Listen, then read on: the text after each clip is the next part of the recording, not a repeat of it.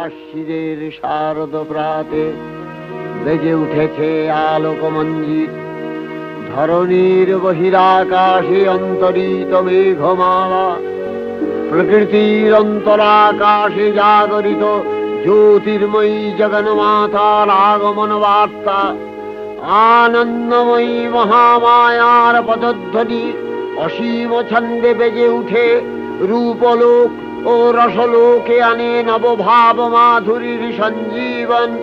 তাই আনন্দিতা শ্যামলী মাতৃকার চিন্ময়ীকে মৃন্ময়ীতে আবাহন।